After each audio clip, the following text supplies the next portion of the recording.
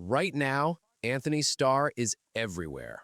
The Boys has made him one of the most talked about actors on television. Homelander, the all-American superhero who is also a narcissistic, laser-eyed sociopath, has become one of the defining characters of prestige TV in the last 5 years.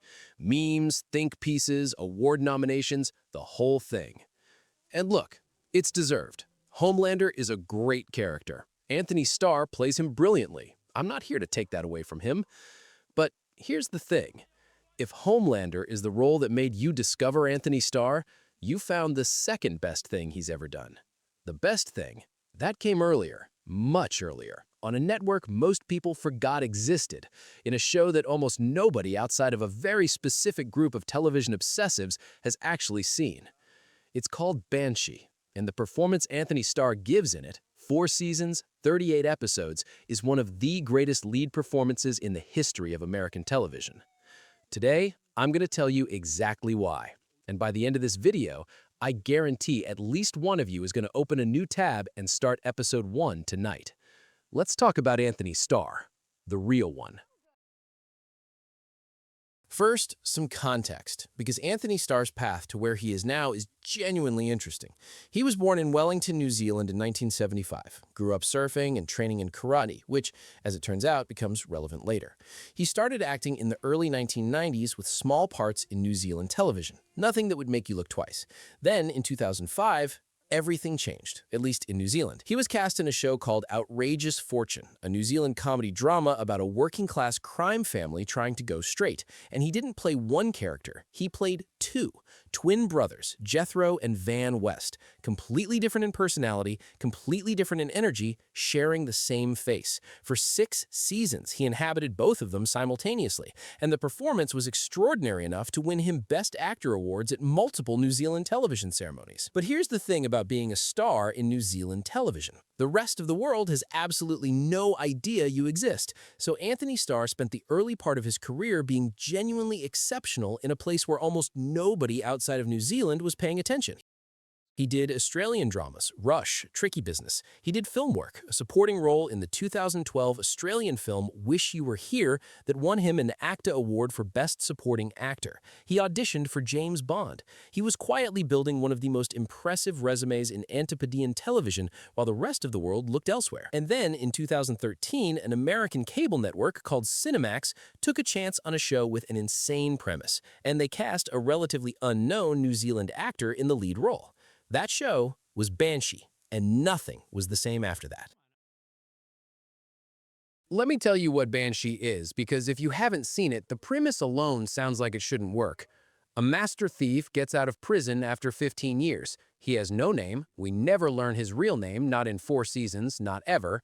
He travels to a small town called Banshee in Pennsylvania Amish country to find the woman he loves, a woman who has built an entirely new identity for herself and wants nothing to do with her old life. And then, within the first episode, through a series of completely chaotic events, he ends up accidentally assuming the identity of the town's new sheriff, Lucas Hood, a man who was supposed to arrive in Banshee that day, but never made it. So now this nameless ex-con, a man who has spent 15 years in prison, who is wanted by a Ukrainian crime boss, who has no law enforcement experience whatsoever, is the sheriff of a small American town, responsible for keeping the peace with a badge. I know, it sounds insane, and it is insane. That is completely intentional. But here is what separates Banshee from every other crazy premise show you've ever watched. It takes that insanity completely seriously. The action is extraordinary, some of the most brutally choreographed fight sequences ever put on television. But the show never lets the spectacle replace the character work. Because underneath everything, underneath the violence and the chaos and the completely unhinged plot, Banshee is a show about identity, about who you are when everything that once defined you has been stripped away, about whether a person can actually change, or whether they just get better at pretending to be someone else.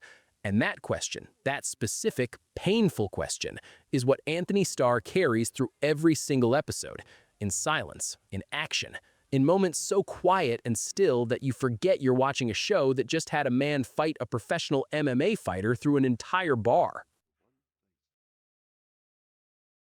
Now, let's talk about the actual comparison, because this is the heart of the video. Homelander is a great character. Let me be fully clear about that before I say anything else. The writing is sharp. The concept, what if Superman had no moral compass and all the emotional damage of someone raised in a government lab, is genuinely brilliant. And Antony Starr plays him with a commitment that is almost disturbing to watch. The milk scene, the rooftop scene, every moment where Homelander's carefully constructed public image cracks and something genuinely frightening comes through underneath, Starr is extraordinary in all of it. The ability to be simultaneously ridiculous and terrifying is not easy. He makes it look effortless. But here's my argument. Homelander is a performance built on extremity, on the moments when the mask comes off, on spectacle and shock, and the particular electricity of watching someone be openly monstrous. It's a performance that lives in the peaks, and those peaks are sensational. Lucas Hood is something completely different. Lucas Hood is a performance built almost entirely in the in-between spaces, in the silences, in the way a man carries 15 years of prison in his shoulders, in the way he looks at the woman he loves and says nothing because there is nothing left to say, in the way he puts on a sheriff's badge every morning, knowing he has no right to wear it and does it anyway because it's the only structure keeping him functional. Homelander tells you everything he is feeling, loudly, often in monologue. That's the character, the overgrown child who never learned to contain himself. Lucas Hood tells you almost nothing, and that restraint, that absolute control over what he reveals and when, is a much harder thing to pull off. Think about the fight scenes alone. Homelander's power is supernatural, laser eyes, flight, invulnerability. The spectacle is built into the premise. Lucas Hood is just a man, an exceptionally dangerous, exceptionally skilled man, but a man, and every fight scene in Banshee has real physical weight because of that.